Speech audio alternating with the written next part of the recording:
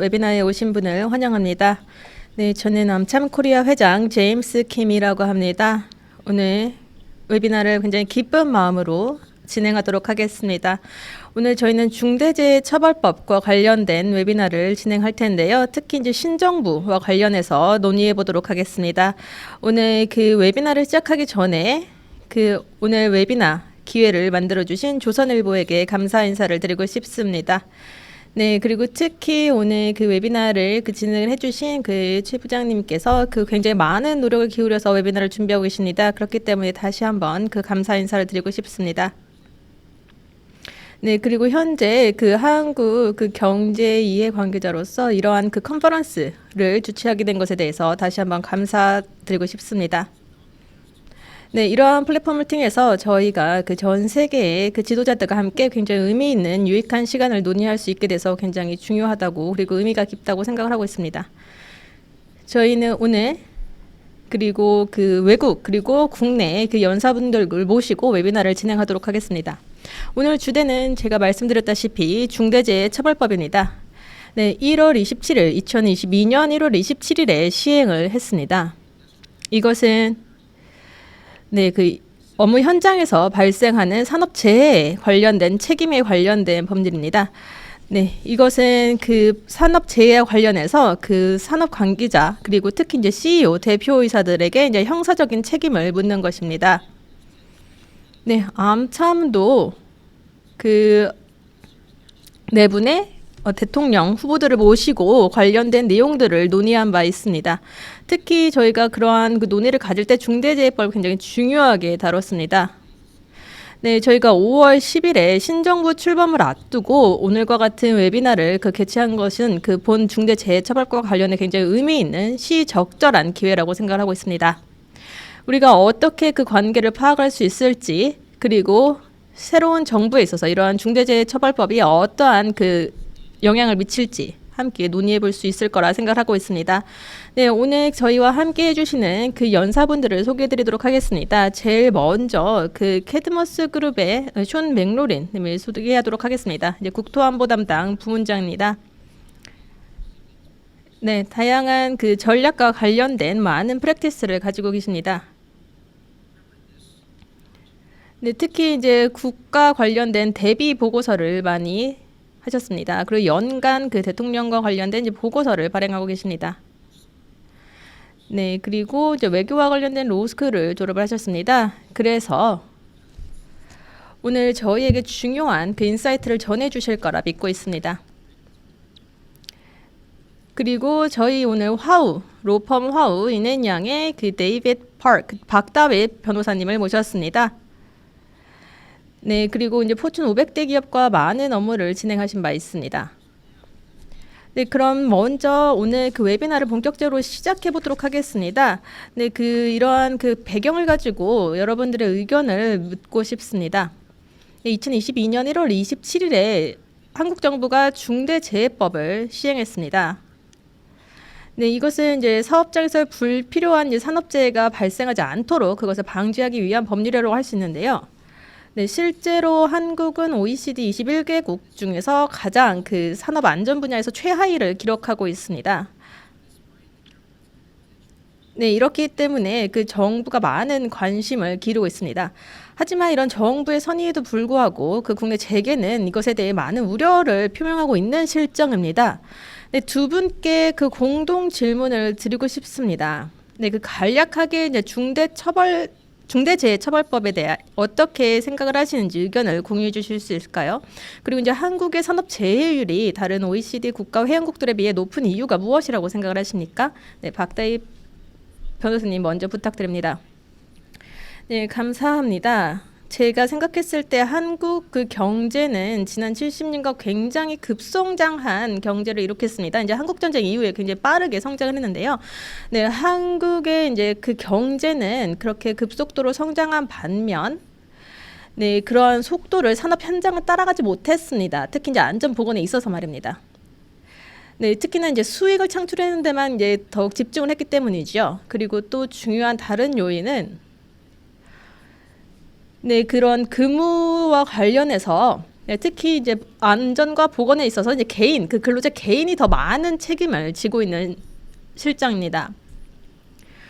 근데 이제 그 기업이 이렇게 산업안전보건법이 있다 하더라도 그 개개인이 그 준수를 해야 될 그 산업안전과 그리고 보건과 관련된 규정들이 있는 것이죠.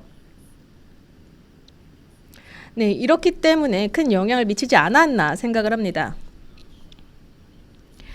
네, 그럼 샤온님께서는 어떻게 생각을 하시나요? 왜 한국이 그 현재 혈정이 이렇게 산업 제휴율이 높을까요? 뭐 문화적이든 산업적이든 네, 그 다른 국가에 비해서 산업 제휴율이 높은 이유가 과연 무엇일까요? 네, 박다희님께서 이제 조금 더 많은 이야기를 첨언해 주셔도 좋을 것 같고 또는 샤온님이 이어서 대답을 해주셔도 좋을 것 같습니다. 미국과 비교를 해주셔도 좋을 것 같고 미국 문화를 비교해 주셔도 좋을 것 같습니다.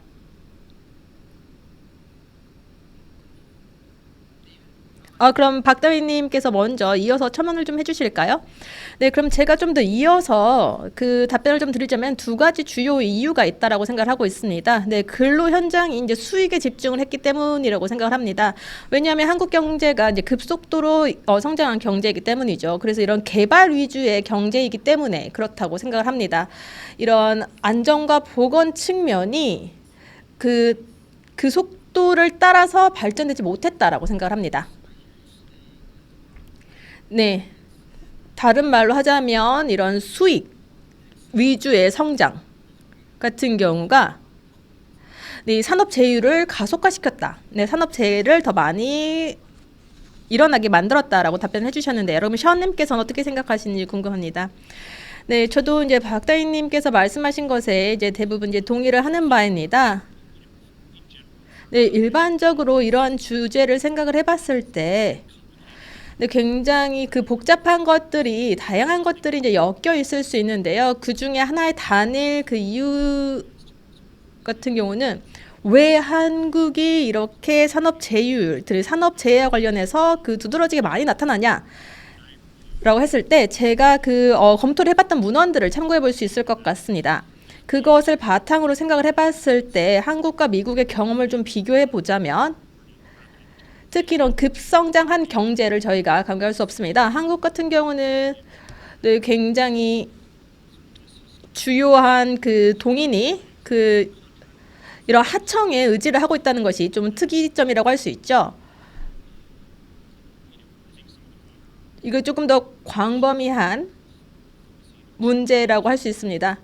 이것은 이제 수익 때문에 그랬을 거라고 생각을 하고 있는데요. 그런 것들이 이제 문헌을 보면 주된 원인으로 자주 거론되고 있습니다. 왜 한국이 이렇게 산업재해가 많냐 또는 다른 나라에 비해서 이제 산업재해 또는 안전과 관련된 다른 기록을 가지고 있냐라고 했을 때 그 이유가 가장 많이 거론되는 것 중 하나였고요. 그리고 뭐 60년 또 50년 전을 생각을 해보자면 미국 같은 경우는 그 주요 매트릭스가 이제 근로 현장의 보건과 안전이었습니다. 그것이 한국과는 조금 다르다고 생각을 하고 있고요. 네, 그렇기 때문에 현재 이제 차이가 벌어진다고 생각을 합니다. 네, 그 국가가 현장, 그 근로 현장의 보건이나 현장을 개선할 수는 있었지만 미국의 경험으로 생각을 해봤을 때 뭐 이런 근로 현장의 여러 가지 보건, 의료가 건강 같은 경우는 50년 전에 저희가 그 산업 현장 내의 그 사망률을 거의 반으로 줄였습니다. 약 50년 전에 말이죠. 그리고 이미 현재로는 약 75% 감경을 할 수 있었습니다. 네, 이런 것을 저희가 감안해 보면 근데 계속해서 그 산업 안전과 보건에 집중을 하면서 이런 것들을 규정적으로 함께 합쳐 나간다면 네, 지속적으로 저희가 이런 것들은 개선해 나갈 수 있다라고 생각을 합니다.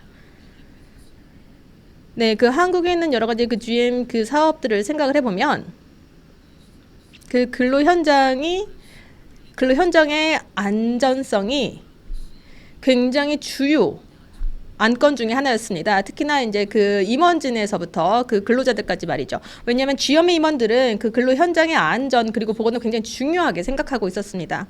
네, 그리고 이제 한국에 있는 그런 빨리빨리 이렇게 뭐든지 빨리 하는 문화가 이제 지금 저희가 현재 말하고 있는 중대재해처벌법과 관련이 있다라고 생각합니다. 네, 제가 좀 개인적인 의견을 드리자면 뭐 여러 가지 이제 회복력과 관련해서도 제 경험을 반추해 볼 수 있을 거라 생각을 하는데요. 네, 저희 그 집 앞에 있는 그 주차장을 보면 그런 문화를 볼 수가 있습니다. 네, 다른 국가 같은 경우는 안전 그리고 이제 보건에 집중을 해서 어떻게 이런 것들을 설치에 더 집중을 하죠. 어떻게 이것을 설치가 잘 되었는지 이런 안전성에 조금 더 집중합니다. 하지만 그 강남을 보시면 정말 일주일 후에 돌아오면 뭐 새로운 건물이 세워져 있고 굉장히 빠르게 진행되는 걸 볼 수 있었습니다. 네, 그래서 빨리빨리 정서가 한국에 있는 그 사업의 목표, 네, 특히 비용 절감과 관련된 목표와 큰 연관이 있다라고 생각을 합니다. 이것은 즉 수익 증가로 이어지겠죠. 그것이 이제 빨리빨리 문화, 한국이 가지고 있는 빨리빨리 문화의 특징이라고 생각을 합니다. 네, 그 두 분 모두 이런 단기 수익에 대해서 이야기를 하셨는데요. 네, 그 박다익 그 변호사님께서는 이것은 비용 절감을 위한 것이다. 그래서 이것 때문에 이제 빨리빨리 그리고 이제 속도를 중요시한다라고 말씀을 하셨죠. 네, 굉장히 흥미로운 요소라고 생각을 합니다.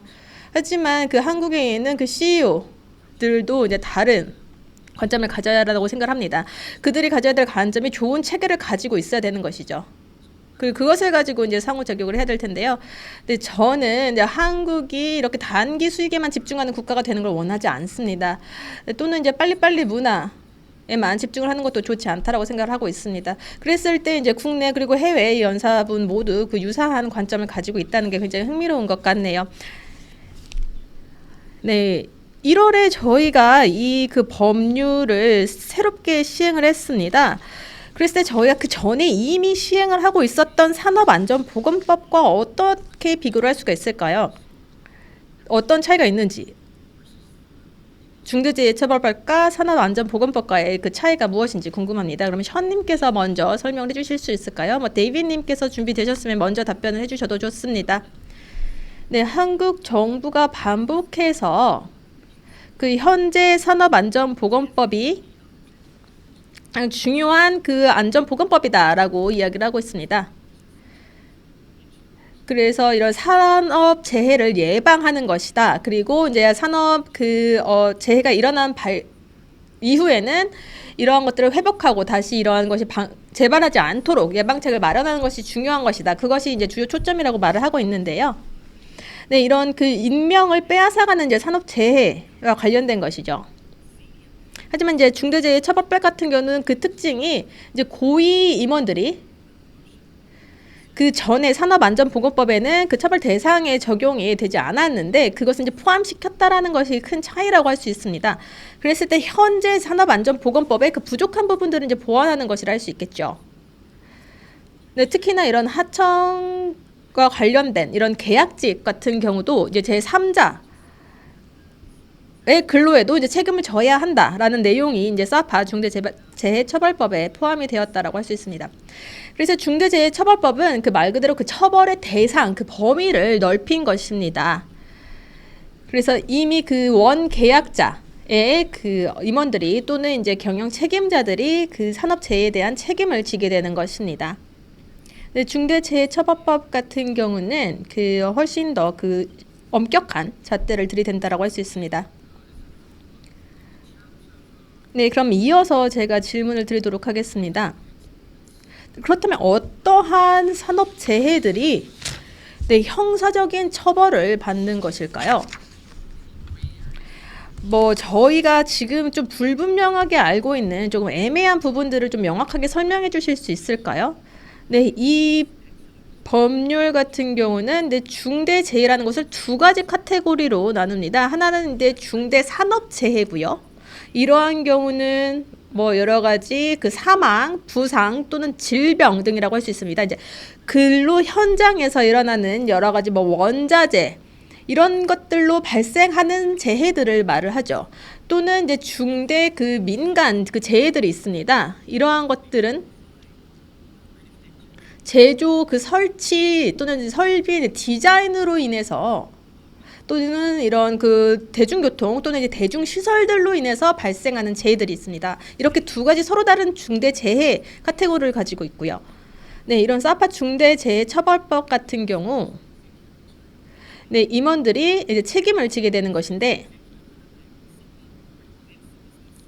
또는 임원이나 또는 그 산업을 대표하는 그 경영 책임자들이 제가 방금 말씀드린 그 질병 또는 재해 그리고 사건 사망에 대해서 책임을 지는 것입니다. 네, 뭐 사망, 뭐 한 명 이상의 그 사망이 발생을 한다거나, 또는 이제 동일 질병과 관련해서 이제 세 명 이상이 발생한다거나, 또는 동일 사고가 2명 이상 부상자가 발생한다거나 했을 때 저희가 이제 이것을 중대 재해라고 간주할 수 있습니다. 네, 대부분의 이제 처벌이 지금까지는 중간급 관리직에게, 그 공장장 또는 이제 설비장에게 저희가 책임을 지었죠. 하지만 이제 중대재해처벌법은 그 범위를 훨씬 더 확장해서 최고 임원에게 그 책임을, 특히 형사적인 책임을 묻고 형사처벌을 한다는 것이 특징이라고 할 수 있습니다. 네, 최근 그 설문조사를 보면 한국에 있는 중소기업들과 관련된 설문조사였는데요. 네, 반이 넘는 50%가 넘는 그 중소기업들이 이제 중대재해처벌법 준수에 관련해서 이제 우려를 제기했습니다. 왜냐하면 이런 중소기업과 관련된 그런 사업주들이 그 리스크에 대한 우려가 크다라는 걸 반영하고 있다라고 생각을 하고 있는데요. 그 이유가 과연 무엇일까요? 네, 조금 더 소규모의 기업들 같은 경우는, 대기업 같은 경우는 훨씬 더 시설이 좋고 이렇게 이제 우발적으로 일어나는 또는 간헐적으로 일어나는 이제 사고에 대해서 훨씬 더 잘 대처를 할 수가 있습니다. 하지만 중소기업이나 이런 조금 소규모의 기업들 같은 경우는 지금 현재 이런 중대재해처벌법을 준수하는 데 있어서, 네, 제가 이제 통계적인 그 증거를 보자면 그 50명 이하 그 기업들도 이제 추후에 이런 그 중대재해처벌법을 이제 적용을 해야 되는데 그 부담이 훨씬 더 크다라는 것입니다. 그리고 보건 안전 시스템을 그 마련을 해야 됩니다. 특히 하청 기업에 있어서도 저희가 모두 다 이것을 이제 설립을 해야 되는데, 특히나 이제 공사 현장에 보시면 이런 그 보건 안전 매뉴얼을 매일 그 마련하는 게 굉장히 힘듭니다. 그 저희가 매일매일 하는 그 업무를 그 완성되기 전에 말이죠. 그리고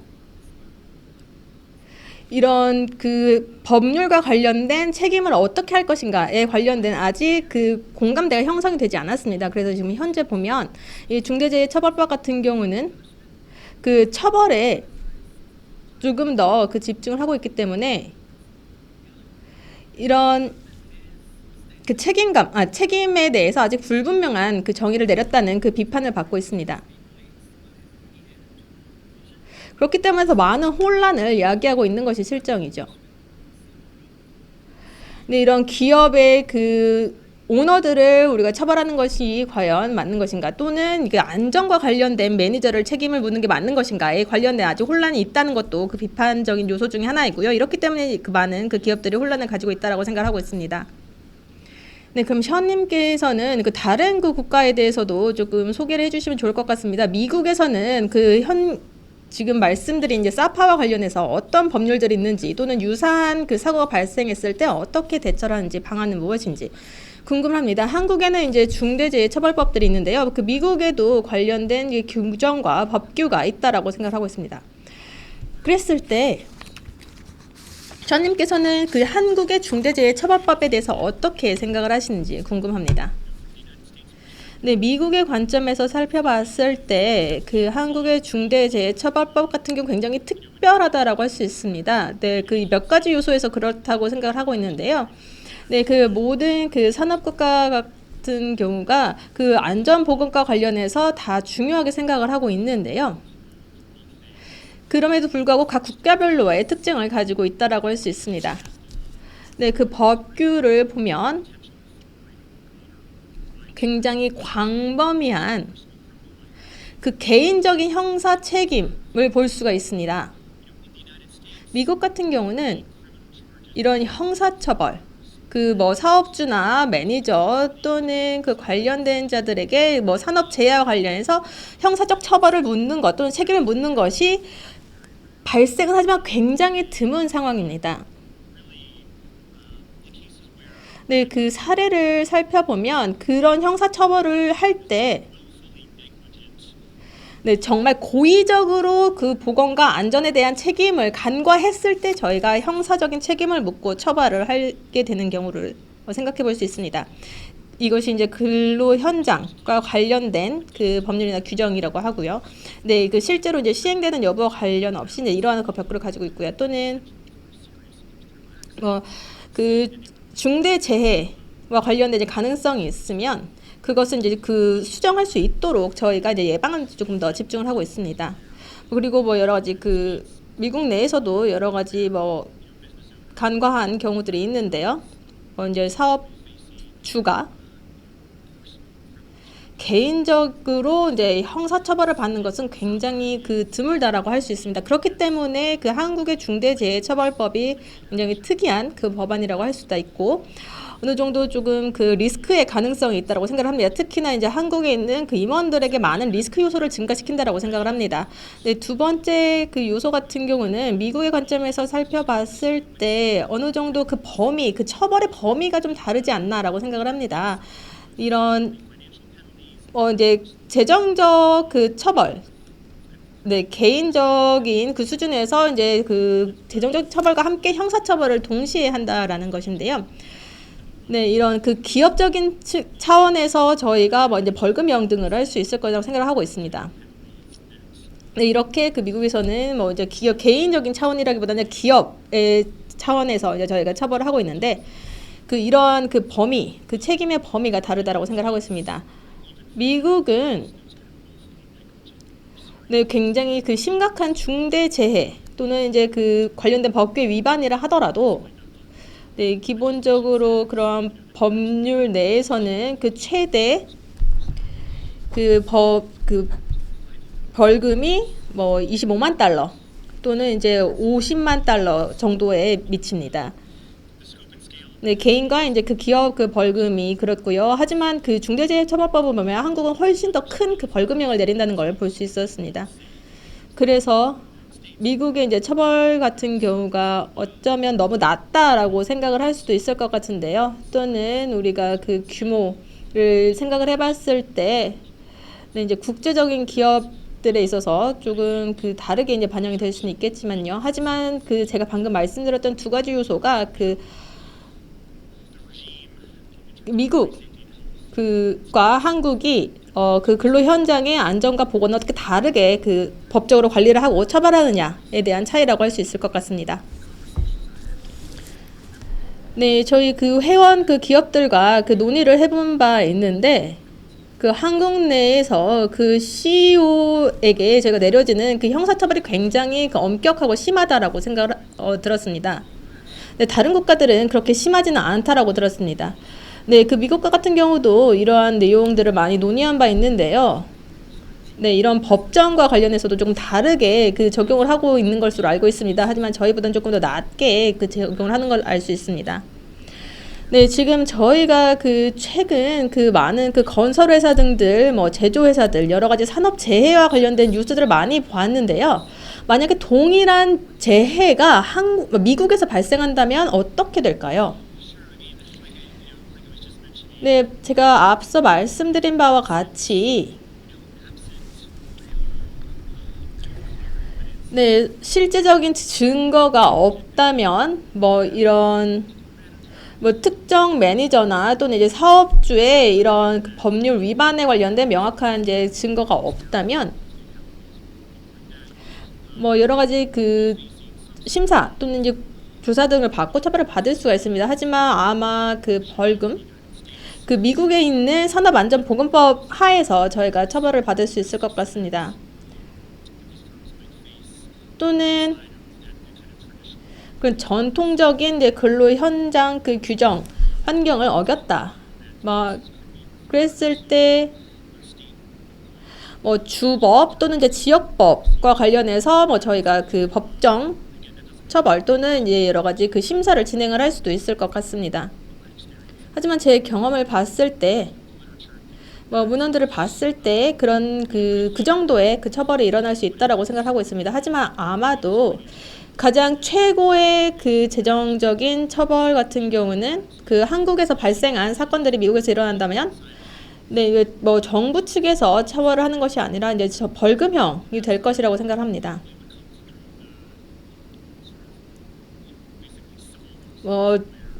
하지만 형사가 아니라 이제 민사로 진행을 하게 되겠죠. 이제 민사 처벌을 받을 수 있을 것 같습니다. 관련된 사망했거나 이제 부상한 근로자의 가족들이 이제 민사적인 책임을 물을 수 있고요. 이런 것들은 미국에서도 굉장히 그 흔하게 일어나고, 그런 민사법원에서 이런 그 손해배상과 관련된 그 소송을 하는 경우도 미국에서도 많이 일어나고 있습니다. 하지만 이제 형사처벌 같은 경우는 많이 일어나지 않을 것이라고 생각을 하고 있고요. 네, 형사처벌까지 그 진행을 하는 경우는 거의 없는데, 이거 만약 발생한다면 훨씬 더 큰 그 처벌이 일어날 수도 있겠죠.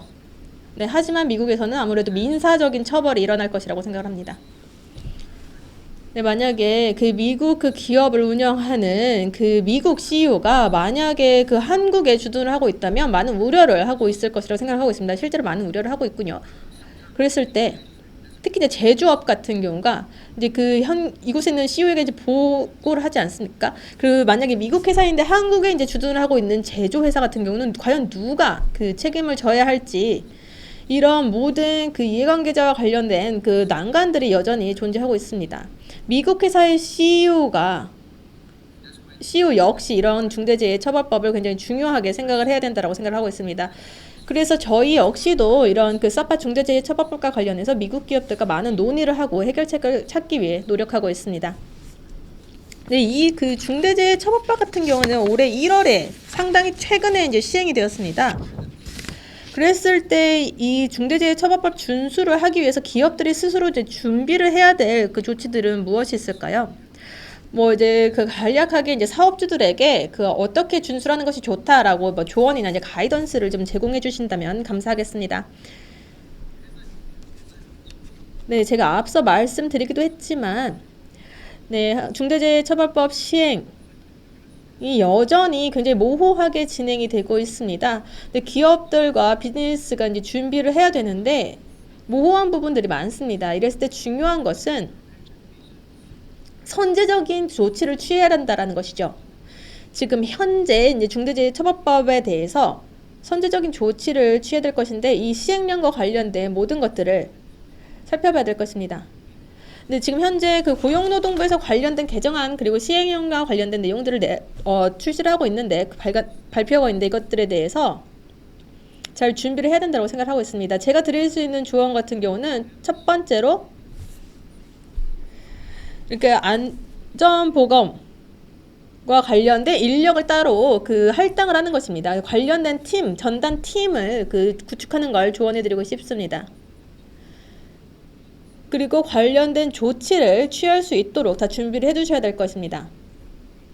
그리고 이제 정부 기관과 함께 협력을 해서 관련된 그 법안들, 규정들을 다 확인을 하고 조치를 취해야 될 것입니다. 그리고 마지막으로 이런 산업안전보건법을 그 준수하는 법안을 그 더 강화시켜야 될 것이라고 생각하고 있습니다. 이러한 것들이 이제 요구사항이라고 할 수 있겠죠. 네, 새로운 그 법안 같은 경우는 그 기업들이 조금 더 적극적이고 적당한 그 안전보건 관련된 체계를 만들어라 라고 하는데 집중을 하고 있습니다. 그래서 관련된 인력들 또는 전문 인력들을 이제 할당을 해서 그 안전한 그 안전보건 시스템을 만들어라 라고 하는 것이 이제 주된 목표입니다. 이런 중대재해 같은 경우 저희가 산업 특성상 발생할 수 있는 가능성들이 있습니다. 하지만 그럼에도 불구하고 그 새로운 중대재해처벌법 같은 경우는 두 개의 측면을 보고 있는 것 같은데요. 첫 번째는 기업들이 그런 중대재해가 아예 발생하는 것을 예방하는 것이 하나의 목표라고 할 수 있습니다. 네, 적절한 안전보건 관리 시스템을 구축함으로써 말이죠. 그리고 두 번째는 이제 최악의 경우 중대 재해가 실제로 발생을 했을 때, 근로 현장에서 발생을 했을 때 그 기업이 그들의 안타깝게도 이제 불행히 이제 중대 재해는 발생을 했지만 우리는 법을 준수했다라는 걸 입증할 수 있어야 됩니다. 우리가 이미 그 관련된 안전보건 그 조치들을 만들어서 취했다라는 걸 보여주어야 된다는 것이죠. 이것이 중대재해처벌법의 굉장히 중요한 포인트라고 할 수 있습니다. 이것을 통해서 그것을 미리 선제적으로 조치를 취했냐 또는 이제 뭐 준비를 해 두었냐 안 했냐가 이것이 민사가 될 것인지 형사적인 그 책임을 물을 것인지에 있어서 굉장히 중요한 요소이기 때문입니다. 그래서 첫 번째는 그 산업재해가 발생하기 전에 예방을 하는 것이고 두 번째는 그런 것들을 적절하게 취해 두었냐라는 것입니다. 네, 굉장히 흥미로운 그 경험들을 가지고 계십니다. 특히나 이제 그 미국의 대통령에게 저희가 전하는 이제 특별 보고서도 그 책임을 지고 계속해서 발간을 하셨는데요. 어떠한 그 뭐 프로세스 또는 도구 시스템이 이제 도움이 될 수 있을까요? 뭐 체크리스트가 있어야 되는지 또는 우리가 그 근로 현장에서 준수를 해야 될 뭐 KPI 등이 있을지. 왜냐면 제가 만약에 CEO로서 그 회사를 그 운영하고 있는 입장이라면 제가 이러한 모든 것들을 어떻게 알 수 있을까요? 네, 그냥 중대재해처벌법 관련된 그 요구사항들 또는 그 내용만 아는 것이 충분할까요? 또는 이런 것을 위반하지 않도록 그 예방하는 데 도움이 되는 것들은 무엇이 있을지 궁금합니다. 네, 몇 가지 중요한 뭐 프로세스나 뭐 툴 또는 시스템들이 있다고 생각을 합니다. 뭐 특히 이제 기업에게 도움이 될 만한 툴들이 있다고 생각을 하고 있는데요. 특히나 뭐 중대재해처벌법에 대한 그 접근법에 관련된 뭐 프로세스나 도구들입니다. 네, 이미 그 박다윗 변호사님께서 그 현재 지금 그 법률이 가지고 있는 모호성에 대해서는 자세히 설명을 해주셨습니다. 특히 이것을 그 기업들이 이제 시행하는 데 있어서 말이죠. 그래서 굉장히 많은 것들이 있을 수 있는데요. 저희가 좀 집중해 볼 수 있는 것으로는 조금 더 이제 광범위한 대비에 관련된 것입니다. 특히나 이런 그 고용과 관련된 안전 보건에 있어서 조금 더 광범위한 컨셉을 가져야 된다라는 것이죠. 컨셉을 가지고 준비를 해야 된다라는 것인데, 네, 그 박다윗 변호사님께서 어느 좀 특정 그 예를 들어주셨습니다. 뭐 이제 사파에서 요구하는 것들이 무엇인지 그리고 이제 요구 조건들이 무엇인지를 알 수 있었는데요. 첫 번째로 제가 드리고 싶은 말씀은 이런 그 리스크를 저희가 그 파악하는 것이 굉장히 중요하다라고 생각을 합니다. 우리가 가지고 있는 리스크는 무엇인지를 파악을 하는 것이죠. 이것이 굉장히 뭐 이런 그냥 단순히 산업안전보건에만 집중을 할 것인지 또는 우리가 조금 더 광범위한 그 비즈니스의 회복력 또는 이제 대비의 준비를 할 것인지를 파악하는데 그 리스크를 먼저 파악하는 것이 중요하다라고 생각을 하고 있고요. 이런 리스크 평가 외에 조금 더 다른 수준의 또는 다른 유형의 리스크를 모두 다 함께 평가를 하는 것이 중요하죠.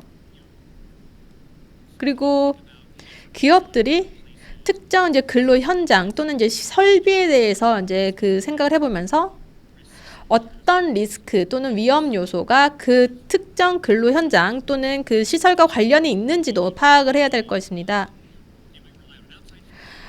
또 기업 외부에서 일어나는 것인지 또 이제 내부 팀과 관련된 것인지 근로 현장과 관련된 내 외부 팀들과 함께 파악을 해야 될 것이고 어떤 위험 요소들도 모두 다 면밀하게 살펴봐야 될 것입니다. 그리고 그 과거에서부터 특정 설비나 어떠한 그 활동 이런 것들이 그 산업 재해 또는 이제 부상으로 많이 이어졌는지 이런 그 연역도 한번 살펴볼 필요가 있고요. 그것에 대해서 전체적인 리스크를 파악을 하는 것이 중요합니다. 그것이 첫 번째고요. 이제 두 번째 같은 경우는 도움이 될 만한 프로세스나 시스템 같은 경우는 조금 더 일반적으로 광범위한 그 계획을 세우는 것입니다. 우리가 지금 현재 그 안전과 이제 보건 계획을 그 전담팀을 꾸려야 된다. 이렇게 계획을 해야 된다라고 말씀하셨는데 그것은 굉장히 중요한 요소죠. 하지만 그것에서 나아가서 조금 더 광범위하게 생각해 볼 필요가 있다고 생각하고 있습니다. 단일 그 계획이 아니라 관련된 그 계획들을 서로 다른 수준에 있어서 서로 다른 조직과 관련해서 모두 다 세워야 된다라는 것입니다. 뭐 그 한 조직의 뭐 안전 보급 계획과 더불어 저희가 함께 그 시설 수준의 계획은 어떻게 생각을 해야 될 것인지, 또는 이것을 산업 단지로 그 계획은 어떻게 세워야 되는지, 뭐 이렇게 서로 다른 그 범위의 계획을 그 별도로 세우는 것도 굉장히 중요하다라고 할 수 있습니다. 그래서 먼저 조직적인 그 계획을 세우고 이렇게 세부적인 그 계획도 세우는 것이 도움이 될 것이라고 생각을 합니다. 이것이 예방적인 차원에서도 중요하고, 우리 어떻게 어떠한 상황이 발생하면 이것을 그 발생하기 전에 우리가 예방할 수 있을까?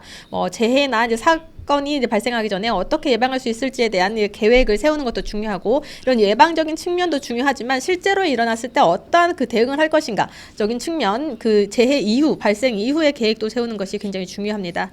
네, 왜냐하면 모든 사건과 사고들을 이제 예방하는 것에서부터 이제 시작을 할 수 있을 것이라고 생각을 합니다. 이제 세 번째 로 제가 이제 강조드리고 싶은 뭐 시스템이나 이제 도구 같은 경우는,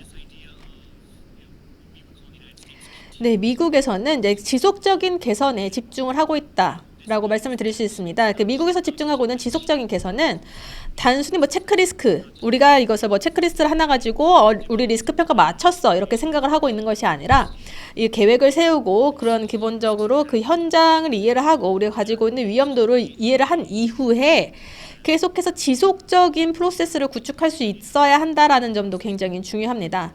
왜냐하면 그 하나라는 것이 계속해서 저희가 살펴봐야 되는 살아있는 문서라고 할 수 있는 것이죠.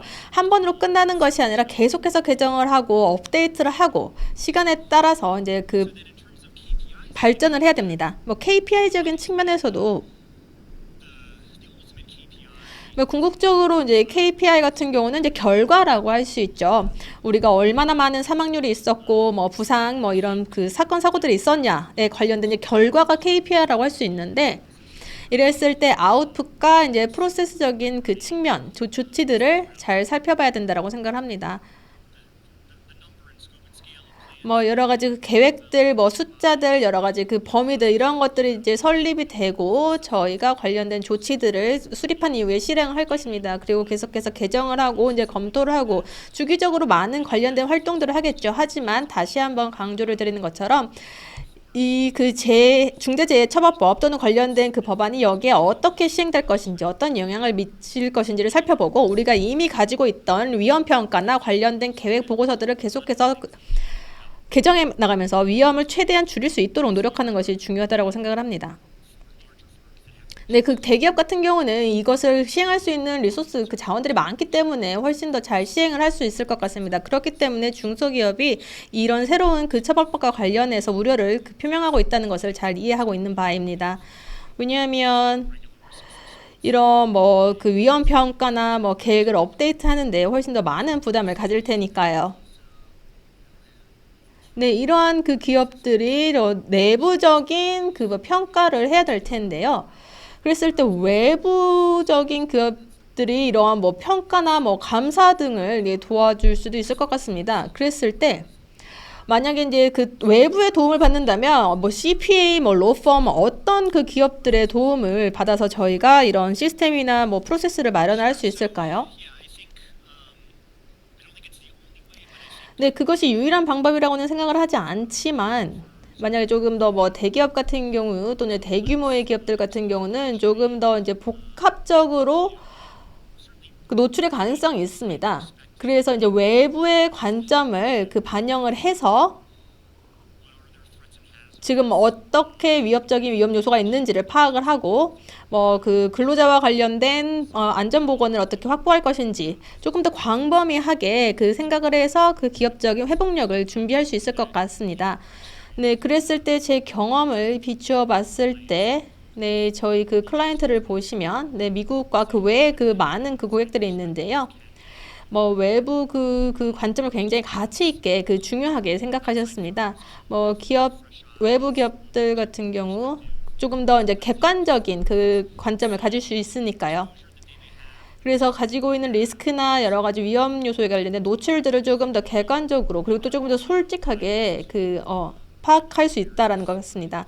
그랬을 때 그 기업들이 하는 그 스스로 하는 인식과는 다른 수준의 그 파악들을 해줄 수 있는 것입니다. 네, 이런 그 지원을 해줄 수 있는 그 외부 기업들 같은 경우는 캐드마스 같은 경우는 뭐 그 지금 저희 화우와 같은 이제 로펌과도 저희가 함께 협력을 하고 있고요. 그 외에 뭐 이제 그 법률적인 전문가 외에도 법률적인 전문가들과 함께 이제 법률적인 측면을 조금 더 이제 살펴보고 법률적인 측면에 있어서는 이제 로펌의 도움을 받을 수 있고 그 외에 그 여러 가지 계획이나 다른 측면에 있어서는 그 캐드머스와 같은 비즈니스 컨설팅 기업의 지원을 받을 수 있을 것 같습니다. 이러한 지원을 받아서 우리가 뭐 프로세스나 툴 등을 그 저희가 많은 다양한 기업들에게 제공할 수 있습니다. 네, 이것을 통해서 뭐 이런 특별한 상황들 또는 특히 한국 기업들이 처해 있는 상황들을 그 잘 대응하고 처리할 수 있도록 지원을 해드릴 수 있을 것 같습니다. 네, 그랬을 때 한국에서 운영을 하고 있는 그 기업들이 실제로 잘 그 대비를 해야 될 것입니다. 특히 중대재해처벌과가 관련해서 많은 대비를 해야 될 것이라고 생각을 하는데요. 이런 그 중대재해처벌과 산업재해에 관련해서 굉장히 광범위한 그 개념을 가져야 된다. 뭐 이런 것을 강조를 해주셨습니다. 하지만 이런 것 외에도 많은 그 어려움을 그 기업들이 가지고 있습니다. 뭐 코로나 같은 경우도 있고, 뭐 자연재해, 사이버 보안 위험과 같은 그 문제에 직면을 하고 있는데요.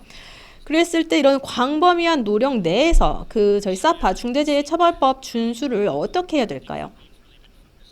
네, 저희가 이제 중점을 두고 있는 그 분야 같은 경우는 기업들이 산업안전보건에 관련된 내용을 그 집중해서 생각을 해야 된다는 것입니다. 하지만 그것을 넘어서 훨씬 더 광범위한 그 비즈니스의 탄력성, 회복력, 그리고 이제 대비에 중점을 해서 그 미래를 계획하는 기업들이 있습니다. 왜냐면 그 사업화 같은 경우가 그 기업이 생각을 해야 될 유일한 요소가 아니기 때문이죠. 뭐 말씀하신 것처럼 뭐 자연재해도 있고요. 뭐 공중 보건 문제들 그리고 이제 사이버 보안 위험 문제들도 저희가 그 기업들이 생각을 해야 될 측면이라고 생각을 하고 있습니다. 그렇기 때문에 기업이 그 지금 현재 직면하고 있는 문제들에 굉장히 통합적으로 접근을 해야 된다라고 믿고 있습니다. 네, 단순히 이제 산업 안전 보건에만 집중을 하는 것이 아니라 네, 그것에 집중하는 것만으로는 그 비즈니스를 운영을 할 수가 없습니다. 그렇기 때문에 이 프로세스나 이제 툴 앞서 말씀을 드렸는데 그 이제 사파와 관련된 프로세스나 툴만 말씀을 드렸는데 뭐 이제 계획을 세우고 그것을 가지고 이제 저희가 개선하는 것에 대해서도 말씀을 드렸는데 동일한 그 계획 그리고 그 조치를 취하는 것과 관련된 프로세스와 툴도 그 다른 그 어려움에 적용을 해야 된다고 생각을 하고 있습니다. 뭐 이제 비즈니스의 대비, 뭐 이런 그 회복성에 관련해서도 말이죠. 그래서 이렇게 광범위하게 생각을 하는 것이 굉장히 중요한 것이 라고 생각을 하고요. 기업 같은 경우는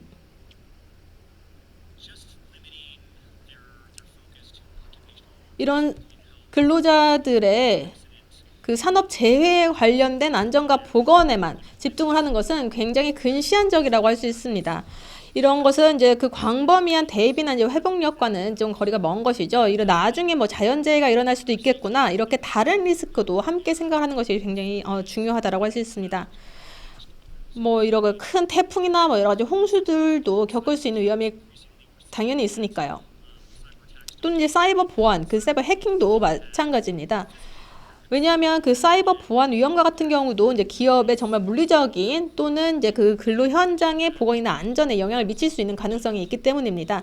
그리고 이런 것이 대중에게 어떤 그 영향을 미칠 것인지 위험을 가져올 것인지도 저희가 광범위하게 생각을 해서 전체적인 그 안전과 보건에 대해서 생각을 해봐야 되는 것이 중요하다고 생각하고요. 뭐 위험 평가든 또는 뭐 계획이나 이것을 기한하는 것이든 네, 그 근로자들의 안전 그리고 보건을 포함하긴 하지만 그것에만 국한되지 않아야 한다라는 것이 이제 중요하다라고 강조를 드리고 싶습니다. 근데 저희가 뭐 여러 가지 그 다양한 그 배경을 가진 기업들과 했던 여러 가지 경험들을 비춰봤을 때 이렇게 광범위한 위험들, 뭐 보건, 안전, 자연재해, 뭐 사이버 보안 이런 것들을 광범위하게 생각을 했을 때 우리의 그 시각을 렌즈를 훨씬 더 많이 넓게 열었을 때 우리가 이것들이 우리에게 어떤 그 영향들을 미쳤을지 그리고 서로 어떠한 상호관계를 가지고 있는지를 사고해 봤을 때만 이러한 대기업들이 한 가지의 그 위험에만 국한하지 않고 뭐 지금 가지고 있는 뭐 위험이나 또는 그 우리가 바로 알 수 있는 리스크에만 집중하는 것보다 훨씬 더 좋은 결과가 났습니다. 그렇기 때문에 이런 가지고 있는 시각을 훨씬 더 열어두는 것이 굉장히 좋다라고 말씀을 드리고 싶습니다. 우리의 관점을 조금 더 광범위하게 가지시라고 다시 한번 말씀을 드리고 싶고요. 그것을 통해서 우리가 가지고 있는 리스크들이 어떻게 서로 상호 연관되어 있고 뭐 나아가서는 이제 자연재해가 우리의 그 근로자들 산업재해 그리고 그들의 안전과 보건에 영향을 미칠지도 함께 또는 반대로 영향을 미칠지를 생각해 보는 것이 중요하고요. 네, 이런 중대재해처벌법 같은 경우는 그 근로 현장의 안전과 보건에 집중을 하는 굉장히 그 집중된 좋은 법안이라고 생각을 합니다. 하지만 거기에서 멈춰서는 안 되고요. 앞으로 더 나아가서 더 큰 범위의 리스크 또는 이제 그 위험의 그 위험을 포함시켜야 된다고 생각을 하고 있습니다. 뭐 여러 가지 자연재해나 뭐 기후와 관련된 모든 우리가 준비를 해야 되는 모든 위험 요소를 그 포함시켜야 된다고 생각을 합니다. 이렇게 조금 더 그 광범위한 비즈니스 회복력 그리고 대비에 대해서 생각을 하는 것이 기업에게 있어서 굉장히 중요한 자세라고 할 수 있습니다. 네, 그러면 그 박다윗 변호사님께 그 이런 중대재해처벌법이 앞으로 어떻게 되실 거라고 생각을 하시나요? 네, 저희 암참코리아 같은 경우 그 당시에는 이제 대통령 후보였던 윤석열 그 대통령 당선자를 모셔서 저희가 정치 개혁 방안에 관련된 내용을 그 논의한 바 있습니다. 그랬을 때, 네, 그 당시 이제 그 후보셨던 윤석열 당선자가 굉장히 그 심도 있는 굉장히 다양한 그 규정에 대해서 정치 개혁에 대해서 얘기를 한 바 있는데요. 이제 대한민국이 이제 5월 10일이면 공식적으로 새로운 그 정부, 윤석열 정부가 이제 출범을 하게 됩니다. 그랬을 때 그 윤석열 대통령 당선인의 리더십이 이제 사파, 그 중대재해처벌법에 어떤 영향을 미칠 것이라고 혹시 생각을 하시나요? 네, 사실 지금 그렇게 분명하게 확인을 할 수 있지는 않다라고 생각을 합니다. 네, 이러한 중대재해처벌법 자체가 개정이 될 수 있을지는 불확실하다라고 생각을 하고 있습니다. 하지만 그 윤석열 당선자가 그 이런 중대재해처벌법이 훨씬 더 실효성이 있어야 된다. 실질적이어야 한다. 지금 애매모호한 부분들이 있는데 이런 것들에 대한 정의를 더 확실히 내려야 된다라는 말을 한 바 있습니다. 그래서 제가 개인적으로 가정을 해보자면 지금 중대재해처벌법이 이제 시행된 지 초기 단계이기 때문에 지금 시행된 지 2달 정도밖에 되지 않았죠. 그렇기 때문에 지난 3개월 등을 봤을 때 있는 산업 재해를 저희가 이제 규정해야 된다, 법적으로 처벌을 해야 된다라는 그 목소리도 조금 더 큰 것 같습니다. 그래서 저 같은 경우에는 뭐 큰 그 개정, 뭐 전격적인 개정은 초기에는 나타나지 않을 것 같습니다.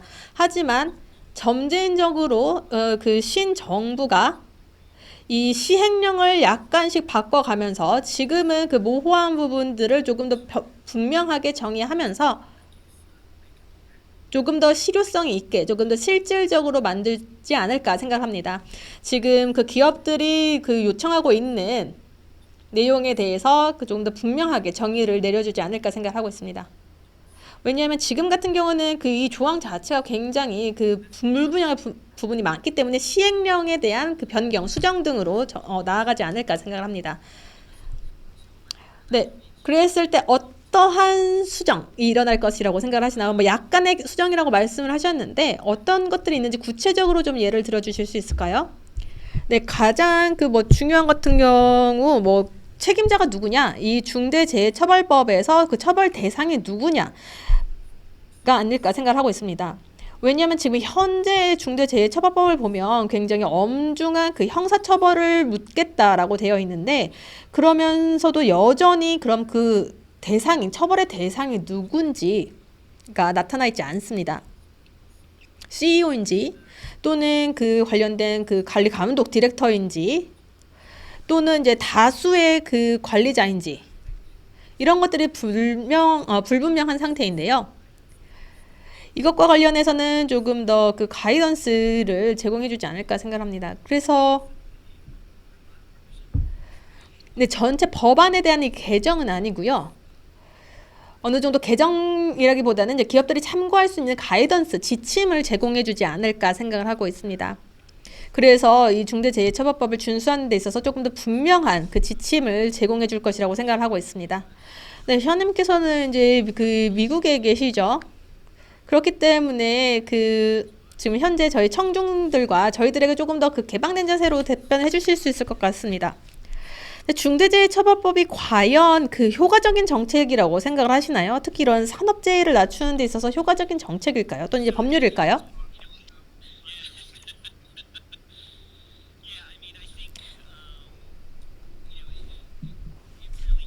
네, 우리가 중대재해법이 얼마나 실효성을 가질 것이냐는 굉장히 중요하다고 생각을 하는데요. 굉장히 법이 조금 더 이제 긴 시간 실행이 된다면 그 영향이 무엇인지를 우리가 확실히 알 수 있을 거라고 생각을 합니다. 그리고 다른 국가들이 얻을 수 있는 교훈들은 무엇인지를 저희가 알 수 있겠죠. 뭐 이제 한국의 중대재해처벌법 시행을 보고 얻을 수 있는 교훈들을 조금 더 길게 실행이 된다면 알 수 있을 것 같습니다. 네, 미국 같은 경우는 지금 현재 그 산업재해가 굉장히 극적으로 많이 감소를 했습니다. 네, 물론 이제 40년에서 50년 정도가 이제 걸렸지만 굉장히 꾸준하게 계속해서 이제 산업재해가 계속해서 감소를 했습니다. 네, 미국과 같은 경우는 지금 현재 법적 뭐 이제 시행이 없지만 이렇게 뭐 중대재해처벌법처럼 정말 엄격한 법률은 가지고 있지 않지만 미국에서도 이렇게 꾸준히 이제 감소세를 보였고요. 그래서 지금 현재 이게 중대재해처벌법의 시행이 정말 빠르게 그리고 긍정적으로 그 산업재해율을 낮추는 결과를 나타낸다면 뭐 사망률이 극적으로 낮아진다면 다른 국가들이 그것을 주시하고 이러한 모델이 있구나, 이것이 정말 효과가 있구나라고 이제 교훈을 얻을 수 있을 것 같습니다. 하지만 뭐 그렇게 큰 효과가 없거나 계속해서 그 일반적인 그 궤도를 계속해서 유지를 한다면 어떤 개정을 우리가 해야 될 것인지 또는 어떠한 개정을 했는지를 살펴보는 것도 굉장히 중요할 것 같습니다. 그래서 이런 한국이 하는 경험을 가지고 다른 국가들이 많은 것을 얻을 수 있을 거라 생각하고 있습니다. 하지만 한 가지 분명한 것은 만약 중대재해처벌법 준수가 단순히 뭐 우리가 확인해야 되는 것들 이런 그 관련된 내용들을 확인만 하는 작업으로는 끝내서는 안 된다라는 것입니다. 적어도 적당한 여러 가지 그 리스크를 우리가 줄일 수 있어야 하고 그리고 이러한 것들 이렇게 저희가 단순히 위험 요소들을 파악을 하고 정말 단기적인 것에 이제 집중을 한다면 이것은 장기적인 긍정 효과를 가져올 수 없을 거라는 걸 모두 다 잘 알고 있다라고 생각을 하고 있습니다. 그래서 이것이 어떻게 시행이 될 것인지 그리고 어떠한 개정들이 일어날 것인지를 살펴보는 게 굉장히 흥미로울 것이라고 생각을 하고 있고요. 하지만 중대재해처벌법의 그 특이한 그 특징을 감안해 봤을 때 지금 현재 그 초기의 테스트베드라고 생각을 합니다. 이러한 법안이 과연 그 산업재해 또는 산업재해율을 줄이는데 효과가 있을지를 우리가 살펴볼 수 있는 그 테스트베드가 될 수 있을 거라 생각을 하고 있습니다. 네, 그럼 미국 같은 경우는 지금 현재 주법들이 있긴 하지만 뭐 이제 민간적으로 그리고 이제 그 기업 또는 조직 차원에서 많이 그 예방을 하고 이제 처벌하는 것으로 알고 있습니다. 그랬을 때 중대재해처벌법이 그 다른 산업들, 다른 프랙티스에서 좀 다르게 받아들일 그 가능성이 있을까요? 네, 그렇다라고 생각을 합니다. 네, 저희가 서로 다른 규모, 뭐 서로 다른 족적을 가진 다양한 기업들과 그 다양한 산업 분야에서 협력을 하고 있습니다. 굉장히 그 서로 니즈도 다르고 서로 다른 그 난관들, 그 챌린지들도 가지고 있습니다. 하지만 이제 그 모두들 그 뭐 여러 가지 안전, 보건에 대해서도 대비를 하고 있지만 말씀드린 것처럼 조금 더 광범위한 많은 그 관련 영역에서 대비를 하고 그 비즈니스 회복력에 중점을 두고 있습니다. 하지만 영역별로 서로 다른 그 차이점도 있고 회사 규모에 따른 차이점도 있기 때문에 그것들을 감안하는 것이 굉장히 중요합니다. 그래서 방금 말씀드렸던 이런 하이 레벨의 프로세스, 여러 가지 툴, 시스템을 가지고 있는 것이 중요하고 그것들을 계속해서 지속적으로 진행해 나가는 것이 굉장히 중요합니다. 일단 가장 그 원론적인 그 하이 레벨의 원칙을 가지고 그것을 전반적으로 반영시키는 게 중요하고요.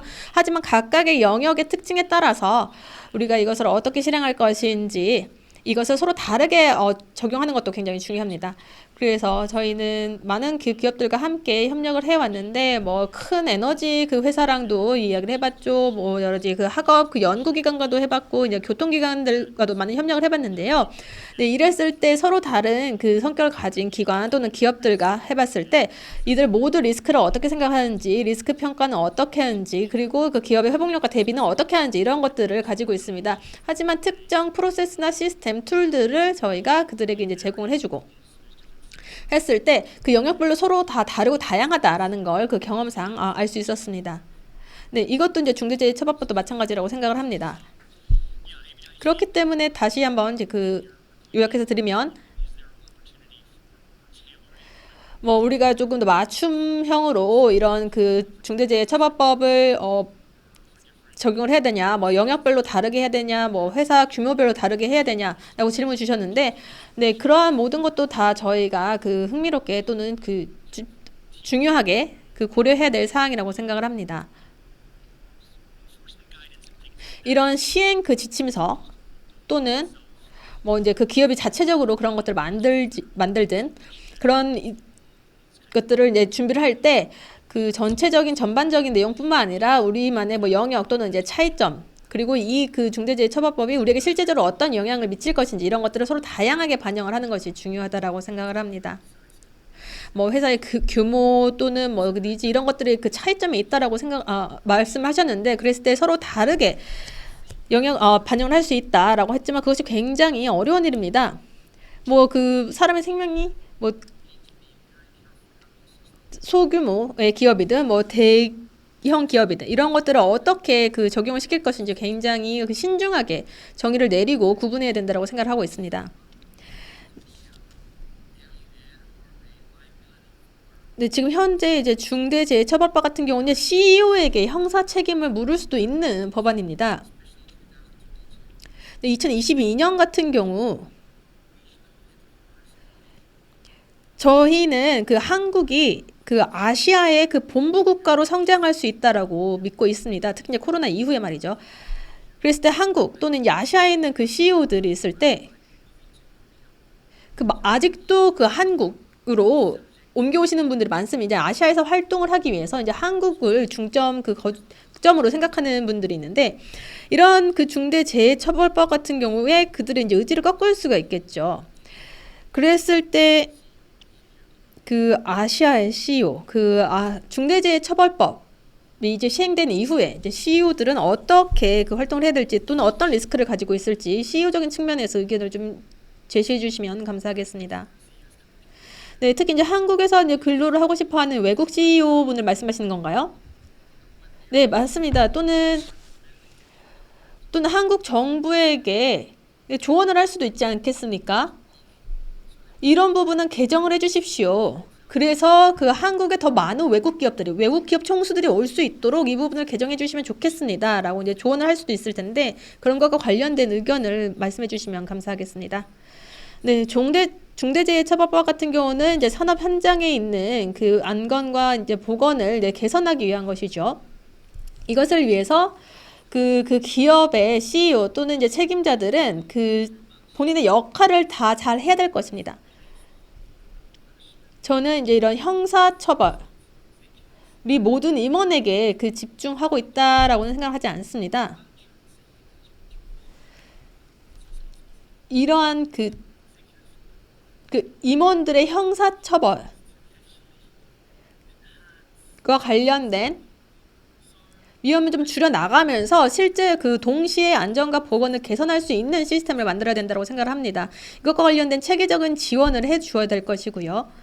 산업 안전 보건과 관련해서 기업이 일반적으로 갖춰야 될 것은 지금 현재 이 중대재해처벌법이 시행이 됐고 우리가 그것을 이해를 한다. 그랬을 때 이것은 이제 실제적이어야 된다라는 것은 이제 기업이 이해를 하고 정부가 이런 비즈니스를 이제 도와줘야 되겠죠. 이런 안전보건 시스템이 근데 새로운 법안과 일맥상통해서 마련될 수 있도록 도와줘야 될 것입니다. 그래서 그 기업이 정부에게 요청할 수 있을 것 같습니다. 조금 더 실질적인 지침을 달라고 요청을 할 수도 있습니다. 왜냐하면 여전히 아직도 불분명한 부분이 많기 때문입니다.